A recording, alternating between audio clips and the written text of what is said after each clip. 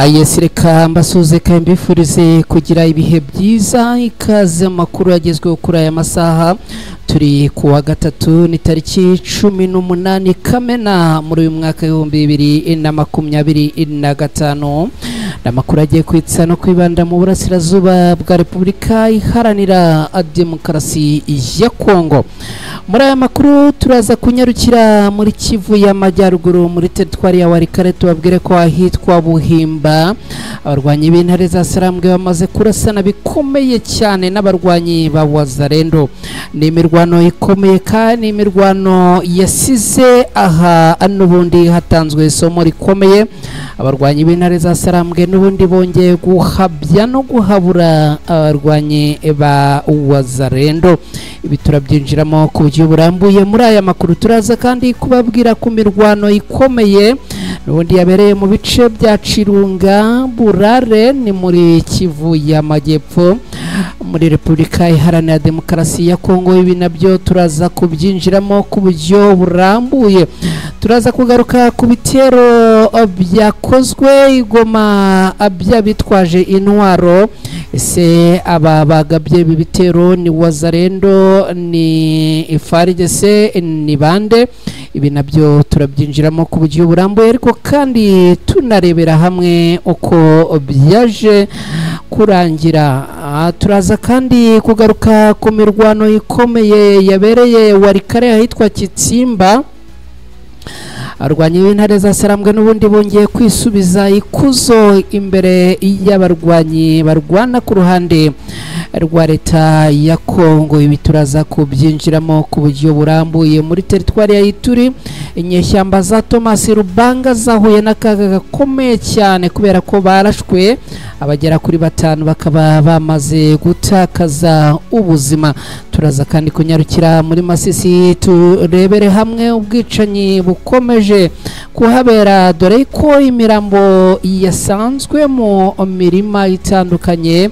Magingo yanga rero aha muri Masisi naho ibintu bikaba bikomeje kutamera neza. Turaza gusoreza hitwa Bunia tubabwire ko General Major Mushimba Antoine yahawe kuyobora 32e mu region ya gisirikare. Ibi nabyo turaza kubyinjiramo ku buryo burambuye. Turebere hamwe uyu mugabo waje kuyobora gisirikare cyahangaha ni muntu ki, ese nibiki bimutegereje. Ndibyo rero ibyo tugiye kugarukaho makuru yacu yo kuri aya masaha. Nizere ko mumeze neza, nizere kandi ko mukomeje kubana natwe. Niba turi kumwe hano ku Ibendera TV tereka like yawe tuyibone. Yo amaze gutereka like mpita mbibona ko turi kumwe. Hanyuma kandi niba ari ubwa mbere ugeze hano akaba ari ubwa mbere ugeze hano ku Ibendera TV cyangwa se ukaba usanzwe dukurikira ariko byari byaraguciyeho, yemerera utereke subscribe yawe kugira ngo tujye tukoherereza amakuru ubundi ureke gutakaza umwanya ujya kuyashakisha.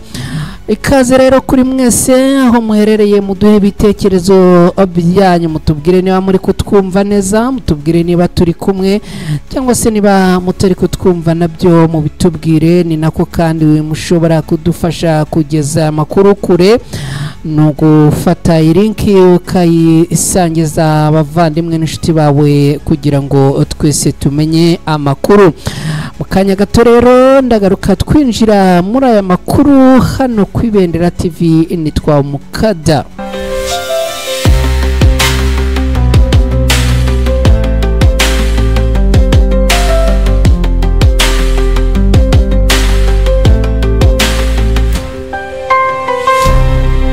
Ayesireka nongere mbahe ikaze mwese mu bice muherereyemo.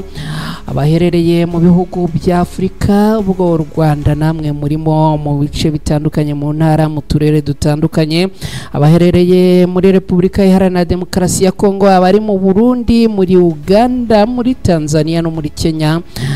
Mwese tubahaye ikaze. Abari ku mugabane w'Iburayi, Aziya, Oceania, Amerika n'ahandi mwese mwiyumvemo ikaze muri aya makuru. Hanyuma rero nyemerera untize akanya katari kanini ubundi dusangire aya makuru. N'amakuru tugiye guhera ku mirwano n'ubundi yatsakiranyije abarwanyi b'intare za Sarambwe.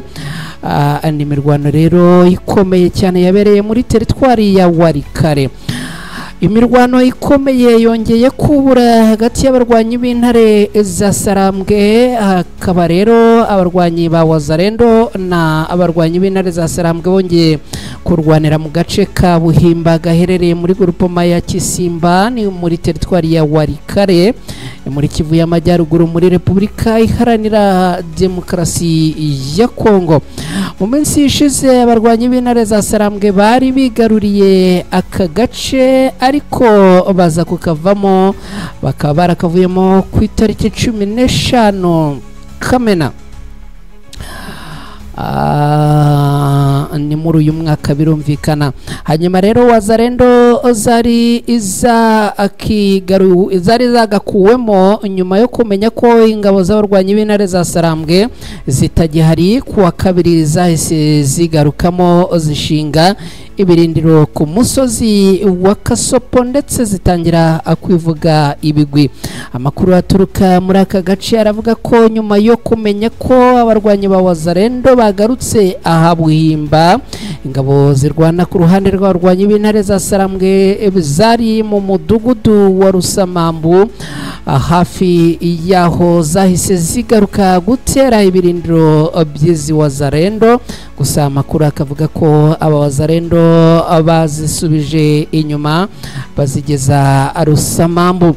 Amakuru atangwa n'abayobozi bo muri ibi bice avuga ko imirwano yaziriye impande zombi yamaze amasaha 4 gusa, ariko n'ubundi biza kurangira abarwanyi b'intare za Sarambwe bongeye kwirukana abarwanyi ba Wazalendo muri ibi bice ndetse bongera kwisubiza ibi birindiro.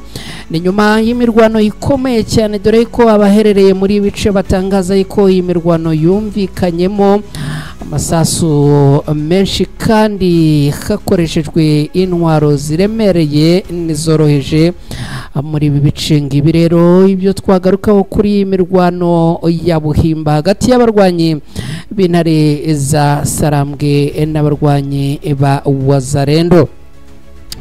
Reka twihute n'aya makuru. Aya makuru reka tuyakomereze muri teritwari ya Warikare. Imirwano ikaze yongeye kuba hagati ya Wazalendo ni n'abarwanyi b'intare za Sarambwe ahitwa Ikitsimba. Imirwano ikaze irimo kubera mu midugudu itandukanye ya Kitsimba, aho abarwanyi b'intare za Sarambwe bari kurwana na Wazalendo. Ni kuva mu gitondo cyo kuri uyu wa gatatu tariki 18 Kamena muri uyu mwaka wa 2025, bakaba bari kurwanira mu karere ka Warikare mu ntara Kivu y'Amajyaruguru, ni muri Repubulika Iharanira Demokarasi ya Kongo. Nkuko bivugwa n'abaturage batuye muri Rusamambu, abarwanyi b'intare za Sarambwe bagabye ibitero ku midugudu ya Cambikiro, Buhimba na Ngambi, aho abarwanyi ba Wazalendo bari bahari mu gihe ibyo bitero byabaga ngo abaje guhura n'isasu riremereye. Mu gihe cy'iyi mirwano rero abaturage bo mu midugudu ya Mbukuru bahuye cyase baje guhunga bitewe n'iyi mirwano ikomeye cyane, dore yuko ngo amasasu n'ubundi yararimo kwitura ahangaha ari menshi. Biravugwa kandi ko muri iyi mirwano yabereye ahangaha hari umuturage wayiguyemo nyuma yo gukubitwa n'amasasu mu buryo butunguranye, nubwo ngo yabanje gukomereka ariko nyuma byaje kurangira ashizemo umwuka. Imirwano ikomeye kandi irakomeje muri ibi bice, aho magingo yatuvugana igeze mu mudugudu wa Ikobo, aho abaturage benshi bakomeje guhunga mu gace ka Kateku. Abaturage baracyari mu bwoba bwinshi kubera guhunga gukomeje kwiyongera. Iyi mirwano ya Tsitsimba ikomeje gutera impungenge abatuye mu bice biyegereye bitewe nuko ngo bashobora kwibasirwa mu gihe imirwano yakomeza gukwira mu bice bitandukanye. Bamwe mu baturage twavuganye bari muri ibi bice baduhaye ubuhamya bagira bati nibyo koko hari imirwano irimo kubera mu midugudu ya Cambikiro na Buhimba ndetse na Ngambi kuva mu gitondo cyo kuri uyu munsi. Iri kubera muri Kitsimba, muri Rusamambu na Kateku. Abantu barimo guhunga ari benshi. Umuturage umwe yaguye muri ibi bitero Imbukuru azize igisasu. Ni ibintu bikomeye cyane kugeza na n'ubu ngo abarwanyi b'intare za Sarambwe baracyarimo kurwana na Wazalendo. Amakuru kandi aturuka muri ibi bice aravuga ko ngo hari amatsinda menshi ya Wazalendo magingo ya rero ngo bakaba abaturuka cyangwa se abo muri ibi biturage muri ibi bice twavuganye batubwiye ko batari bamenya neza Wazalendo zirimo kurwana n'abarwanyi b'intare za Sarambwe ari zihe, nk'uko umwe mu baturage batifuje ko amazina ye ajya ku mugaragaro yabidutangarije. Nyuma y'igihe kinini hari ituze, imirwano yongeye kubura muri aka gace cyane cyane ko hari ibice byinshi biri mu maboko ya Wazalendo. Abarwanyi b'intare za Sarambwe rero bakaba bavuga yuko bagomba kuruhuka ruko izi Wazalendo zose bazivanye muri ibi bice zikashira cyangwa zikajya kure.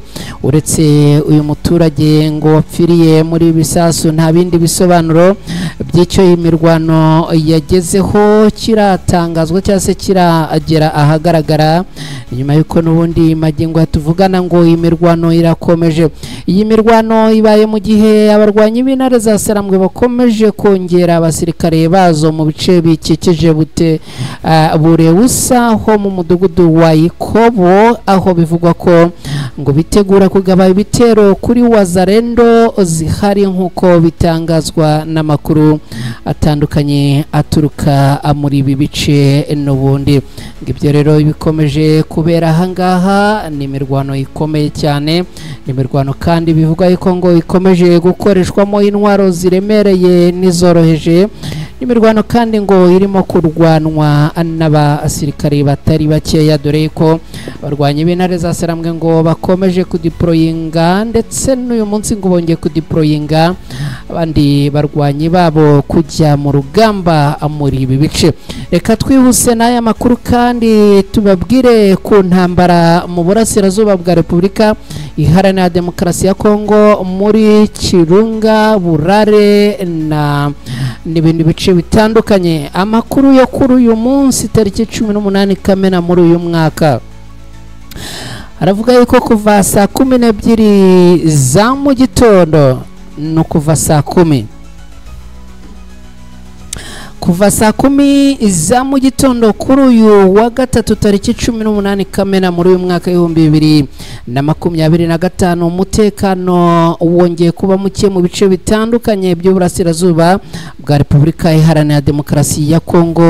Magingo ya rero ngo ibintu bikaba bikomeje kumera nabi mu gace ka Kirunga mu karere ka Kabare ni mu ntara Kivu y'Amajyepfo. Hongeye kumvikana amasasu menshi kuva amasaha ya mu gitondo. Ni imirwano ikomeye kandi ikomeje, akaba ari imirwano hagati y'imitwe yitwaje intwaro y'abasirikare ba Wazalendo barimo guhangana n'abarwanyi b'intare za Sarambwe. Ibintu rero bikaba bikomeje kuba bibi cyane, dore ko iyi mirwano ngo irimo kugenda fata intera umunsi ku munsi. Abaturage bo muri aka gace bavuga ko umuriro w'amasasu wabaye mwinshi bitewe nuko ngo izi Wazalendo n'abarwanyi b'intare za Sarambwe ngo barwanye umuhenerezo.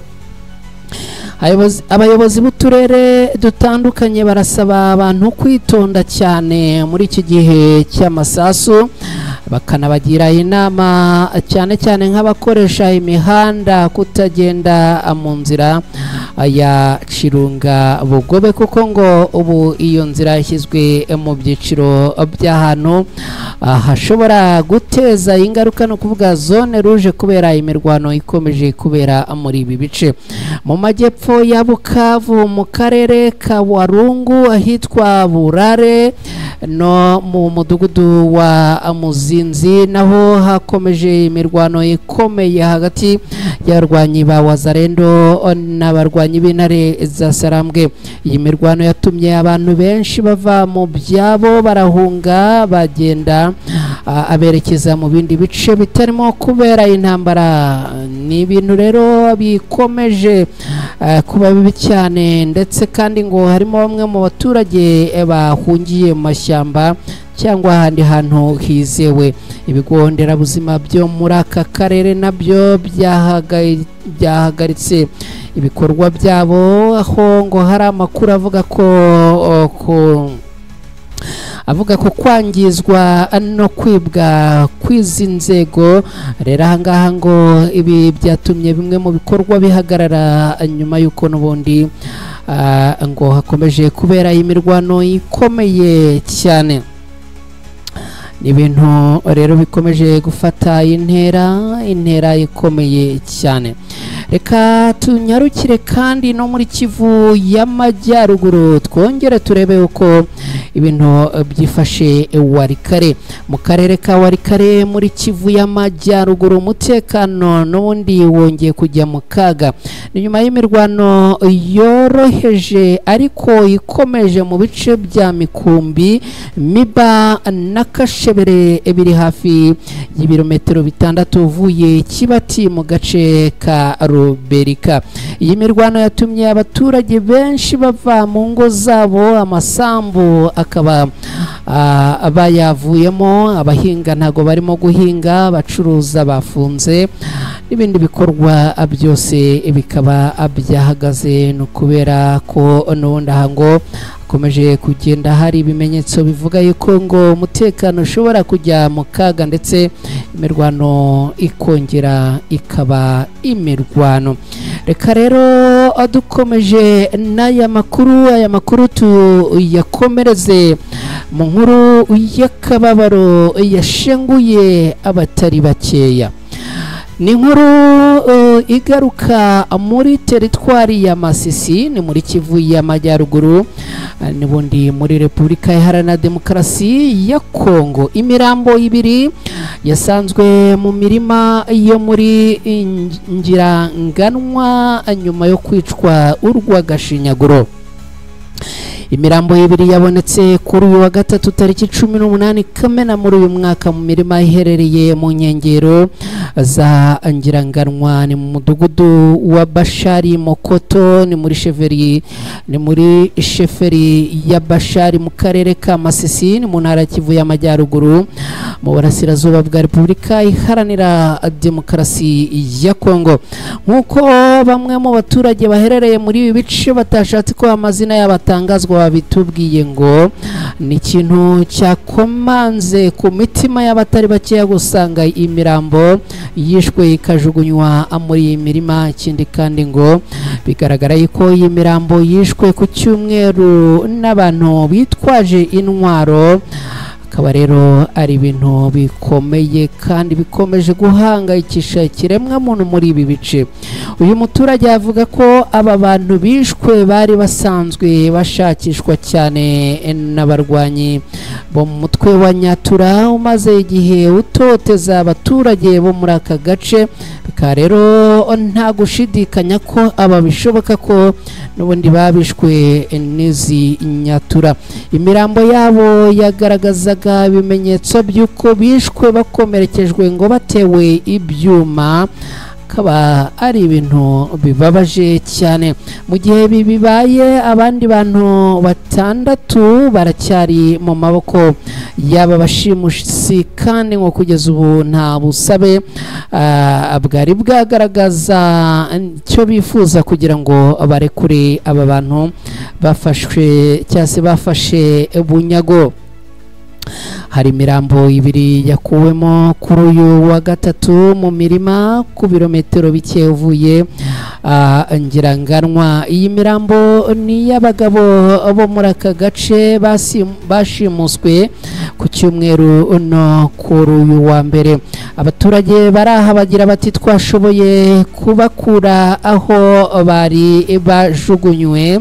Icyo navuga cyase cyaba abaturage bavuga nuko ngo hari nyatura zabishe. Ni ibintu rero bikomeje guteza ikibazo gikomeye cyane, ndetse kandi ngo izi nyeshyamba zo mu mutwe wa nyatura zikomeje gukora ibikorwa by'urukozasoni n'ubugizi bwa nabi ku baturage b'inzirakarengane muri ibi bice, dore ko ngo hari n'abandi 8 bashimuse. Bivuze ko ngo hasigaye abagera kuri 6 kuko hashimuswe 8, 2 bishwe. Ubwo rero ngo hasigaye 6 kandi batazwi aho abari magingwa ya. Ibi bikorwa byo gushimuta abantu bikurikirwa no kubica bikozwe n'abitwaje intwaro. Ni bikorwa bikomeje kwamaganwa rwose n'abatari bakeya, cyane cyane muri ibi bice bitandukanye by'umudugudu wa Bashari Mokoto. Ni Bashari Mokoto.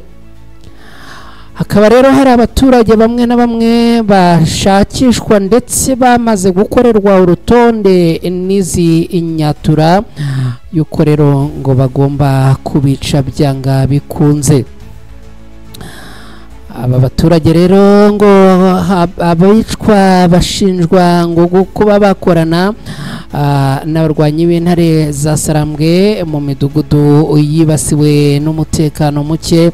Hari kandi ngo yafashwe n'abarwanyi b'intare za Sarambwe mu gihe yindi yafashwe cyangwa se kigenzurwa n'iyi nyatura ariyo ikomeza guhura n'ibibazo bikomeye cyane.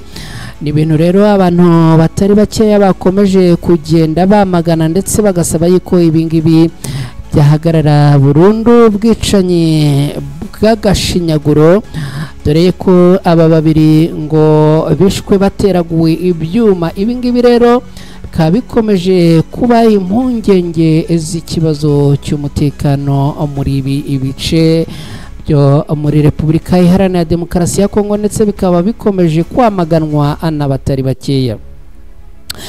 Tukiva kuri iyi nkuru rero reka tunyarukire muri Ituri tubabwire ko igisirikare kirwana ku ruhande rwa leta ya Kongo FARDC kiratangaza ko cyamaze kurasa abarwanyi 5 bo umutwe uyobowe na Thomas Rubanga.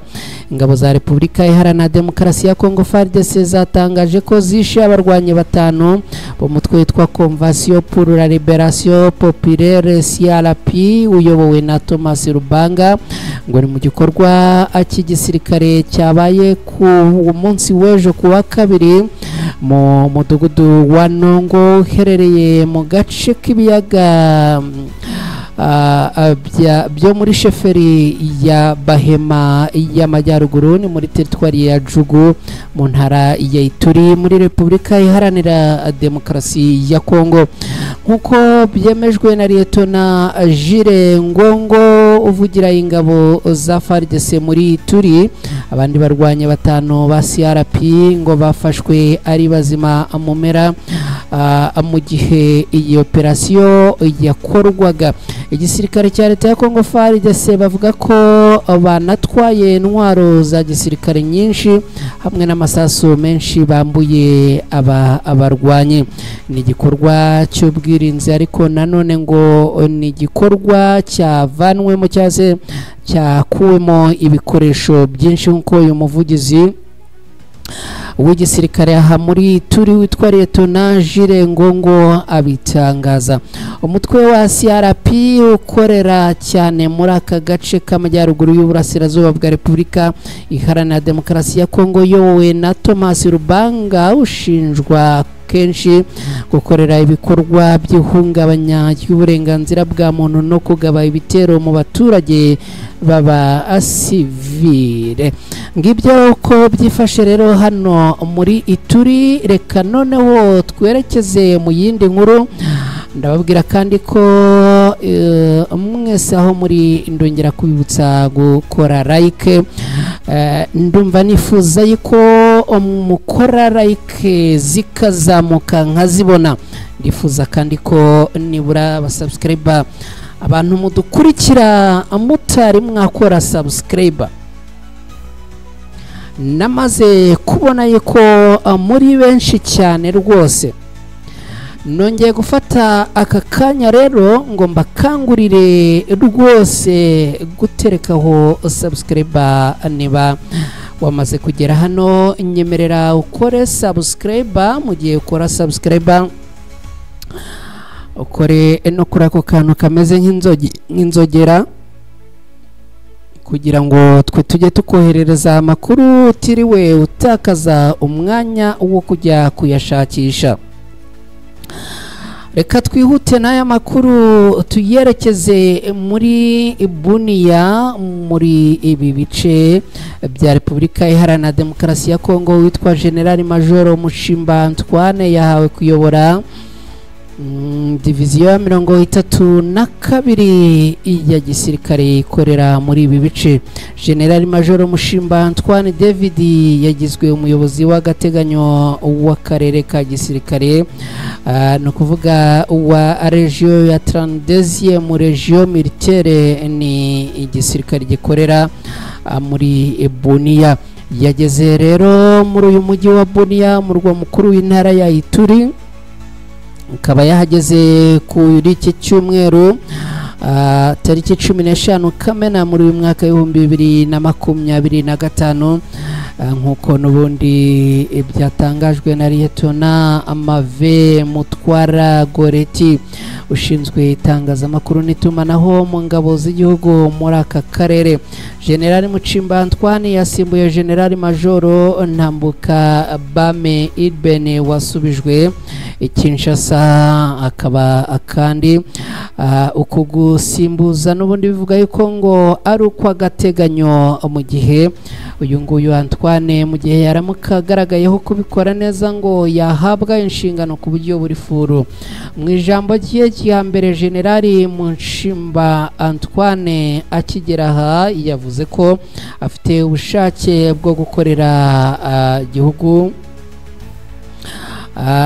ngo afite ubushake bwo gukorera igihugu cya Repubulika Iharanira Demokarasi ya Kongo mu budacogora no mu bwubahane, ariko kandi ngo no mu buhahirane. Asaba abasirikare n'abakozi bazakorana nawe kugendera ku muco wa discipline no gukurikiza amabwiriza bahabwa n'ubuyobozi. Yakiriwe n'umujyanama we wungirije mu by'imirwano n'ubutasi, yitwa General de Brigade Bozeze Jean Roger. Uyu niwe rero umwungirije muri izi nshingano akarere ka gisirikare ka 32. Aha muri ibi bice gasanzwe gakurikirana ibikorwa bya gisirikare mu ntara y'Ituri ndetse naho Uwere.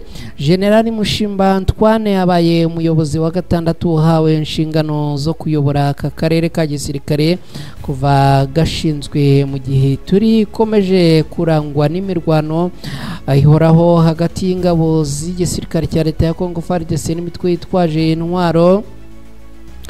Icyagaragara muri ibi bice kandi ari myinshi. Reka twihute aya makuru tuyerekeze i Goma muri Repubulika Iharanira Demokarasi ya Kongo. I Goma hongeye kumvikana ibikorwa by'ubujura n'ubujura bwitwaje intwaro.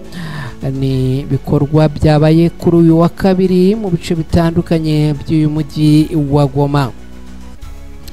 Kuri uyu wa kabiri tariki 17 Kamena muri uyu mwaka habayeho urukurikirane rw'ibikorwa by'ubujura bwitwaje intwaro mu mihanda myinshi y'umujyi wa Goma cyane cyane mu bice bya Karisimbi na Katindo. Nkuko amakuru aturuka ngaha bivuga, abagabo ngo bitwaje intwaro bateye ibi bice mu masaha ya saa sita zo kuri iki cyumweru ahantu h'ubucuruzi bw'ibinyobwa ndetse ni ku saa sita z'ijoro. Bakaba rero ngo barateye hano hacururizwa ibicuruzwa by'ibinyobwa ndetse n'ahacururizwa amafaranga yo kohererezanya. Ni mu gace rero kazwi nka Shemama Guverineri. Rero hakaba harabayeho gutera ibyuma by'intwaro ndetse bikangiza abaturage batandukanye, ariko ngo nta muntu n'umwe wakomeretse kuri ubwo bwicanyi bwabereye aha. Mu masaha y'ijoro hafi saa sita z'ijoro ndetse kandi na saa 12 z'ijoro, indi nzu y'ubucuruzi izwi nka Shekase iherereye hafi ya Karumeli muri Katindo nayo yagabweho ibitero. Abasahuzi bafata amafaranga n'ibindi bikoresho bifite agaciro. Ubu magingo yango biracyagoye kumenya aho abo basahuzi bahungiye kuko ngo bahise bahunga vuba na bwango. Aha ngo bari bafite ubwoba bw'uko abarwanyi b'intare za Sarambwe n'ubundi bahagera bakabarangiza. Kubura kwiyongera kw'ibikorwa bihungabanya umutekano muri ibi bice rero bikomeje guteza ubwoba kuri bamwe mu baturage, ariko kandi abarwanyi b'intare za Sarambwe bagakomeza guhamagarira aba baturage gutanga amakuru kuri ibi bikorwa bijyanye no guhungabanya umutekano kugira ngo babatabare hakiri kare. Aba baturage rero kandi nabo bagasaba abarwanyi b'intare za Sarambwe bagenzura uyu mujyi kongera ingufu mu kurinda umutekano kugira ngo bahagarike cyangwa se hahagarikwe ibikorwa by'ubugizi bwa nabi kuri aba baturage. Reka tugana ku musozi w'aya makuru turebera hamwe uko muri Uvira ni muri Kivu y'Amajyepfo ibintu byifashe nyuma yuko n'ubundi mu ijoro ryatambutse hongeye kubera ibikorwa bihungabanya umutekano. Makuru aturuka aravuga ko n'ubundi hiriwe hari umutuzo, gusa ngo ni umutuzo cyangwa se n'agahenge k'igihe gitoya kubera yuko n'ubundi ngo mu majoro niho ibikorwa bibabaza ubuzima bw'abantu birimo kugabwa. Abaturage benshi rero bakaba bakomeje kugira impungenge z'uko muri iri joro n'ubundi hakongera kuba ibikorwa by'ubugizi bwa nabi no gusahurwa bikorwa n'abawazarendo. Ikindi nakubwira kandi nuko n'ubundi kuri uyu mugoroba patrouille abarwanyi b'intare za Sarambwe mu bice hafi byinshi bikikije uyu mujyi wa Uvira n'ubundi barakomeje gukora patrouille zitandukanye. Narababwiye ko abarwanyi b'intare za Sarambwe bari cyase bafite ibirindiro za Kiku no mu bindi bice bitandukanye byose byegereye uyu mujyi wa Uvira. Ngibyo rero ko byifashe, reka mbashimire cyane mwese mufata umwanya wanyu kabana natwe ku Ibendera TV. Reka mbashimire cyane namwe mufata umwanya wanyu mukaduha ibitekerezo. Ubwo n'ubundi twebwe gahunda za Ibendera TV zirakomeje, mbabwira ngo Imana ibarinde.